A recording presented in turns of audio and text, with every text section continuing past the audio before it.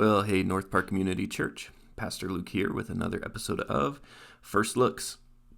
And this video in particular will be released while I am currently in the Dominican Republic, but recorded this one before I left for you. So this is going to be our first message in a new series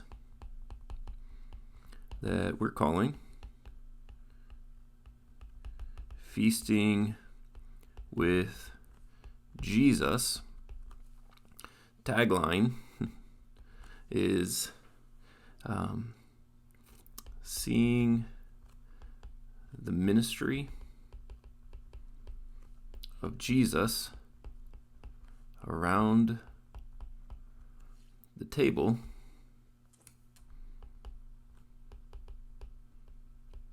in the Gospel of Luke. It's a mouthful there, but I'm excited for the series. I'm excited for the series because, for one, we've got holidays just around the corner.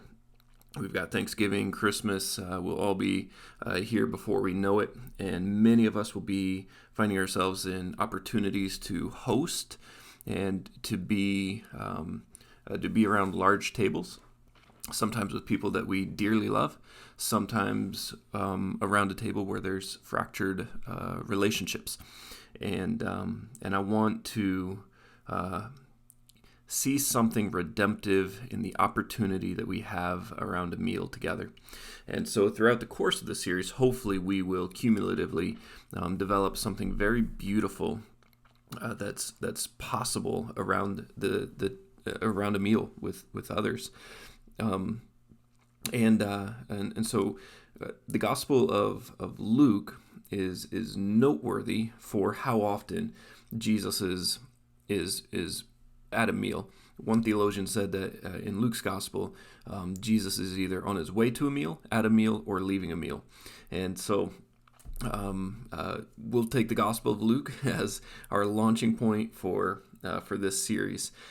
So this particular passage is coming from Luke 7, and it's 36 through 50.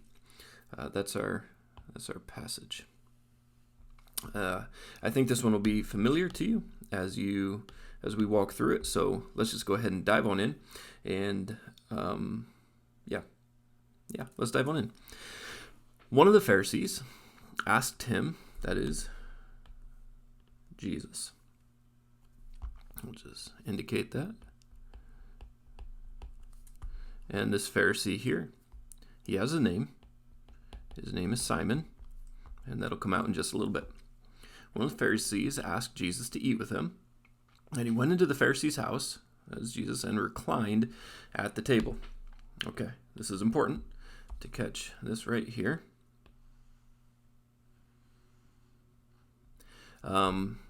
This is indicative of a particular type of meal that you could call a Greco-Roman symposium, or more plainly, a banquet. Okay, so that's important to note because this isn't just a go and have afternoon tea together, or even just have an intimate meal, just the two of them.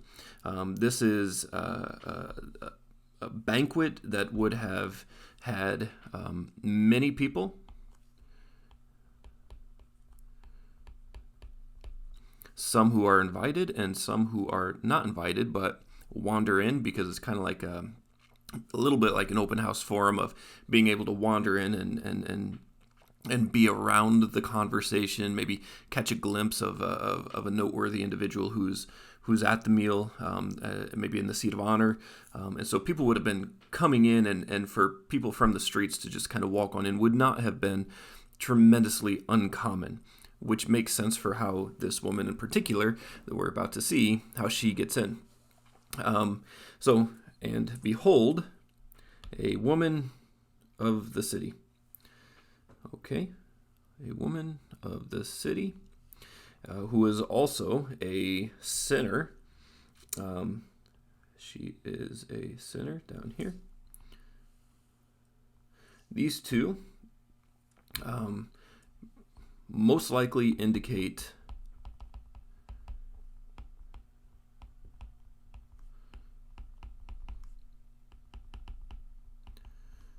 a prostitute.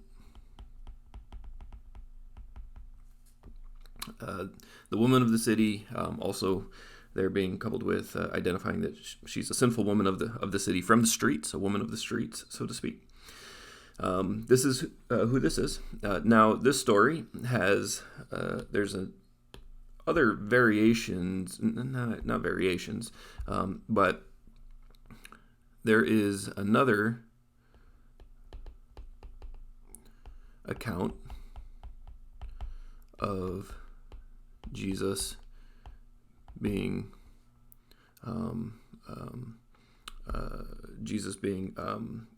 anointed with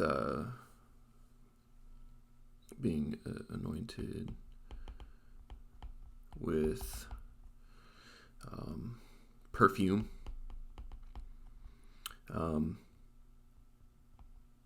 And I would indicate, or I would suggest that the text indicates that is another. Let me not use another. That's not going to be super clear. That is a separate account.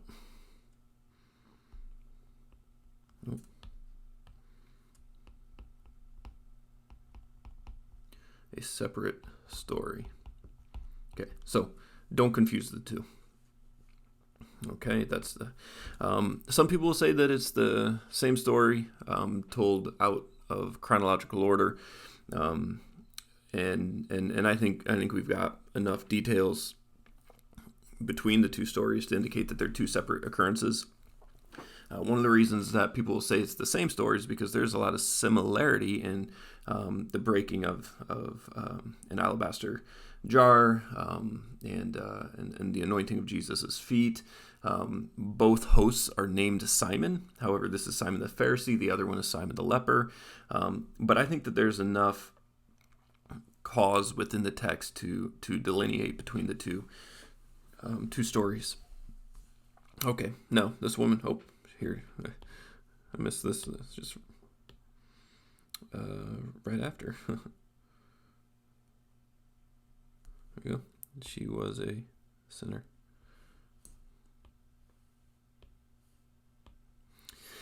Some people say that that the text does not necessarily indicate that she was a prostitute. She may have simply been ritually unclean, or something like that, or for some other reason, culturally, or she, for some cultural uncleanness or something like that, she shouldn't have been in the presence of these Pharisees and Jesus. Now, here we go. Let's get back to it. When she learned that he was reclining at the table in the Pharisee's house, she brought an alabaster flask of ointment. Again, I'm going to suggest that perfume might be a better word for us in our, just for the English translation. When she heard that he was reclining in the Pharisee's house, she brought an alabaster flask of ointment, and standing behind him at his feet, weeping, she began to wet his feet with her tears and wiped them off with her hair of her head, kissed his feet, and anointed them with ointment. Okay, so this right here, plus what Jesus says at the end that we'll get to in a moment, I think that this indicates she had an encounter with Jesus previously. Okay, so when people hear of Jesus only by reputation, they tend to seek him out either for a particular healing that they might want, or they seek him out to kind of inquire, investigate about him, hear his teaching, ask some questions. You think Nicodemus or something like that. However, when she hears about it, she doesn't go to Jesus for anything. She's not looking for any healing from him, and she doesn't go to him with questions to find out who he is, if he's really the Messiah, if he's really the one that they've been waiting for, if his gospel message could be for someone like her. She doesn't go with any of those questions. She goes with the very clear purpose of wanting to bless and honor and worship Jesus. And so if you're familiar with the story and heard anything about it prior to, you know that this right here was costly. It was an expensive item that she had,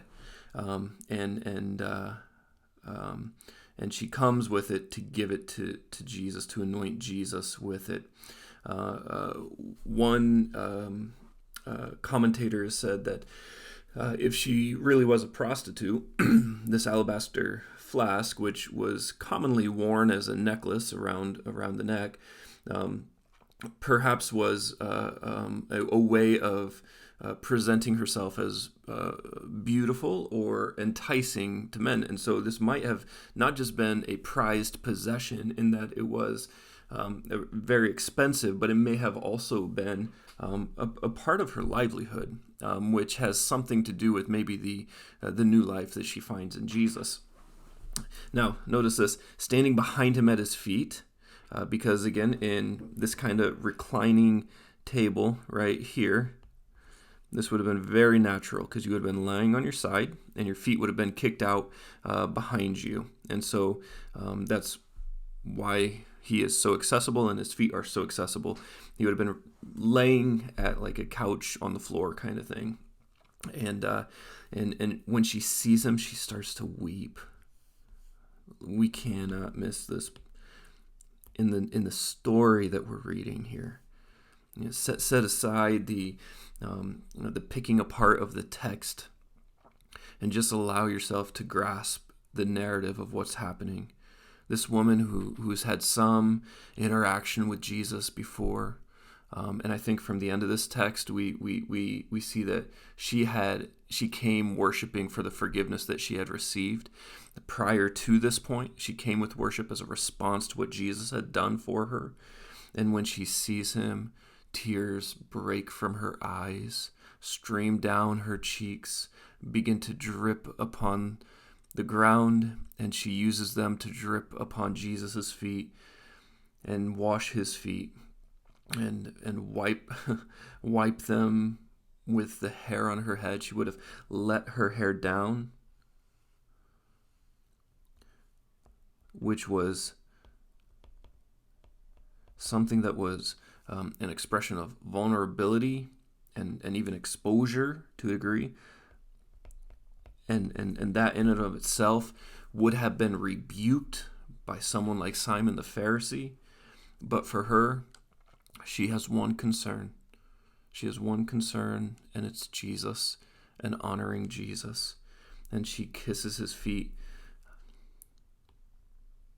The feet are a filthy part of body in culture, in this culture, because your feet, you wore sandals, they were very open and exposed. Your the tops of your feet and whatnot, you would have just had straps that would have kept a covering underneath your feet so that you would protect your feet. But you would have been walking in very dusty, dirty roads, manure-filled roads, things like that. And so feet are notoriously dirty and filthy after travel, after going out.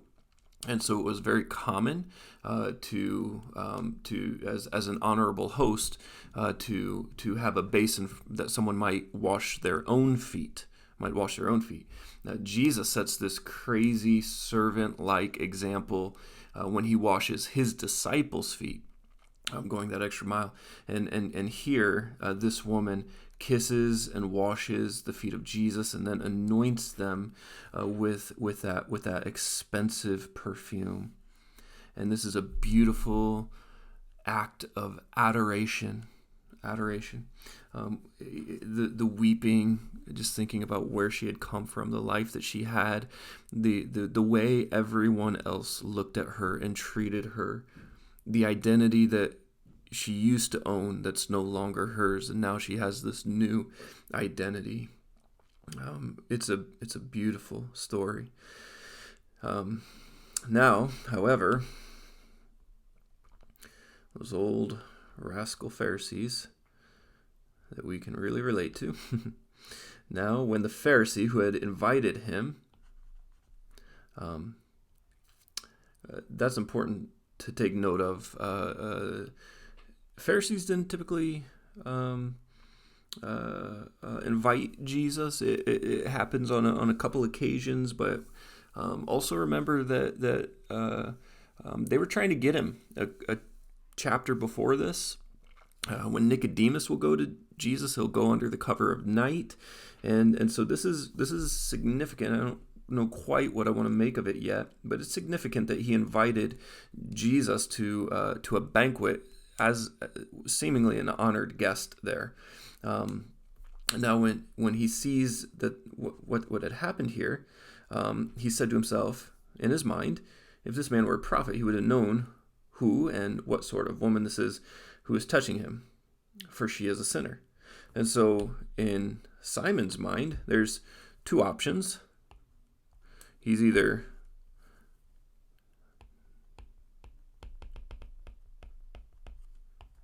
one, not a prophet, so doesn't know who woman is, or two, he is a prophet, but now at least an unclean one.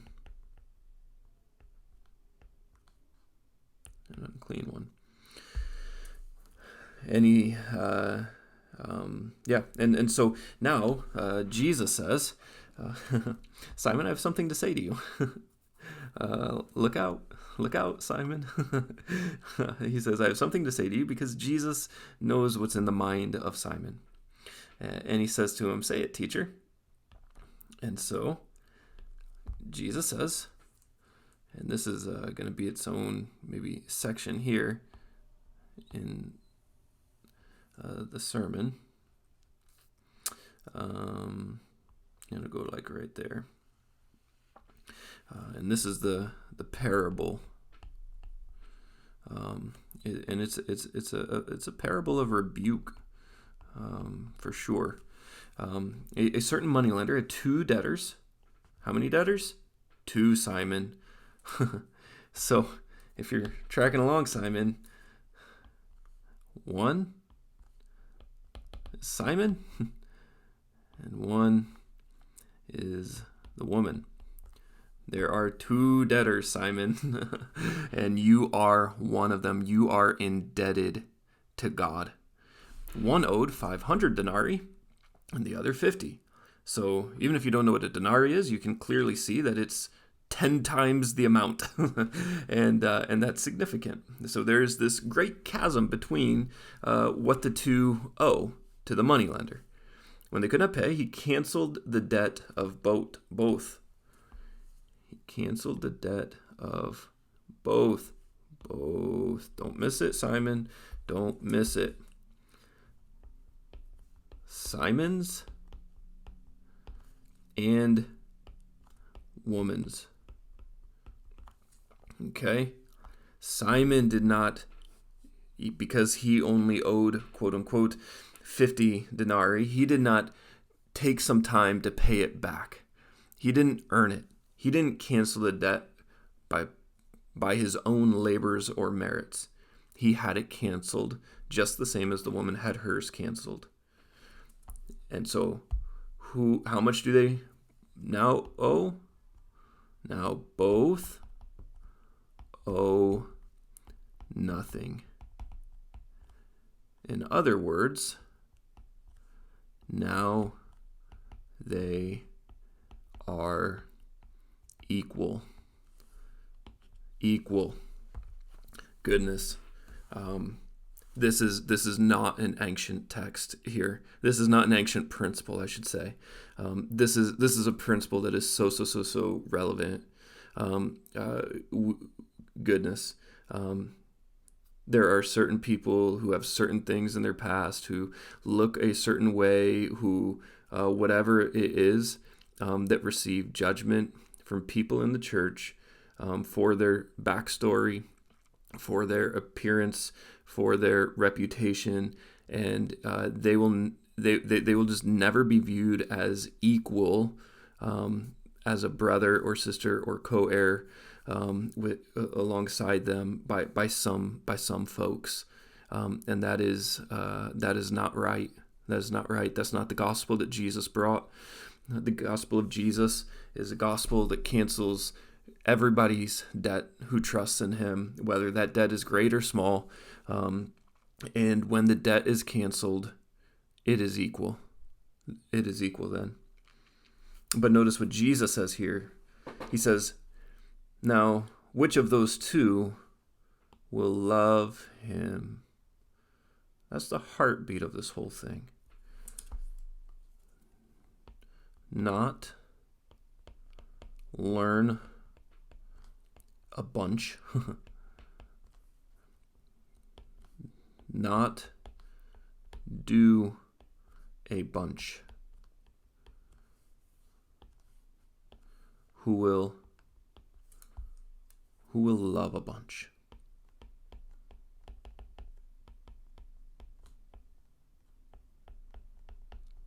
That's the heartbeat of it. That's the heartbeat of it. Christianity is not a to-do list, but we do things. Christianity is not a theory or intellectual assent for some religion. Christianity is love. It is love. We will do things and we will learn things, but it will all flow from knowing the one who has canceled our debts. And Simon answered Jesus' question, who will love him more? The one, I suppose, for whom he canceled the larger debt. And Jesus said, you have judged rightly. Underneath the surface of the text is the question, was Simon's debt really that much lesser than the woman's? Was his pride, was his hypocrisy, was his self-righteousness, was that a less sinful life than this woman? Well, Simon would have estimated so, yes. But underneath the surface, we ask, were they really that much different in what they did? But what is different is the degree to which each understood how much they'd been forgiven, and that is what produced the more love. And so really, this is a question of how much we realize the debt that we owe. More than the amount, it's how much we realize it. Then, turning to the woman, this is huge here.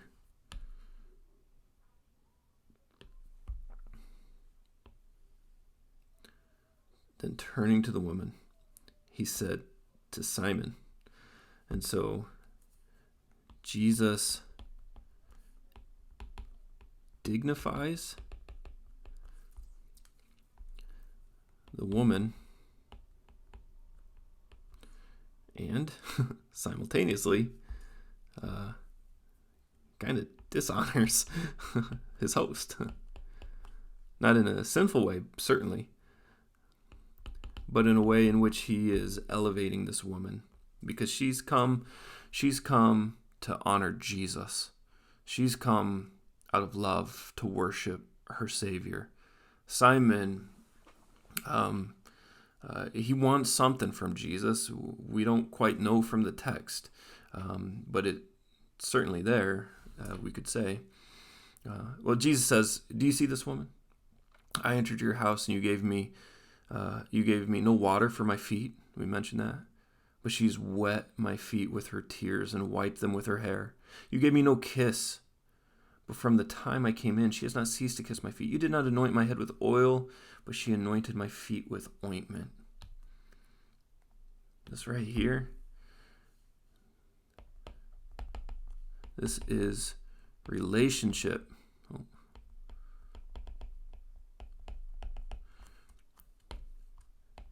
This is real, experiential, a dangerous word these days, I know. A real, experiential encounter with Christ that has transformed her. This is worship and love. That's what's happening here.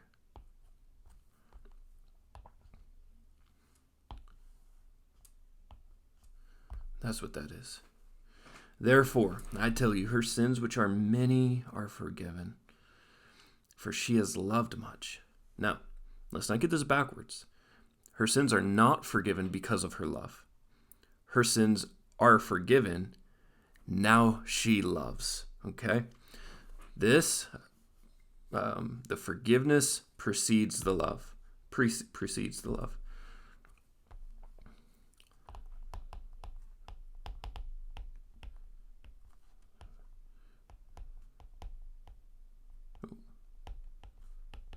Forgiveness precedes the love.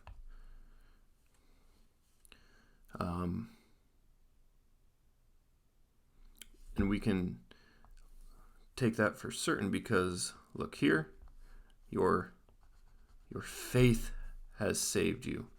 Not your love. Not your love. Not your worship. Your faith has saved you, and your faith in Jesus' forgiveness,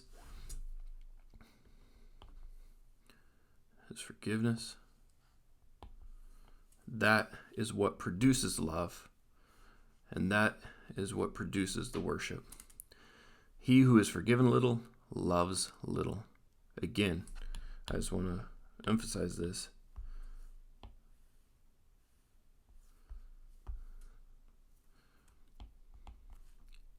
A matter of how much we actually realize the depths of our sin that Christ has forgiven. And he said to her, "Oh, it was beautiful. Your sins are forgiven. Know it, trust it, believe it, hope in it." Bingo. Then those who were at the table with him began to say to themselves, "Who is this who even forgives sins?" And he said to the woman, "Your faith has saved you. Now go in peace." Go in peace. It was beautiful. It was a beautiful story. It is captivating. It is moving, stirring. And if we are honest, we find ourselves in the story. The question is, who are we? Simon the Pharisee, or the woman who weeps and worships out of love? That's the question, and we will talk about it more when we preach it this upcoming Sunday. I love you, church. God bless.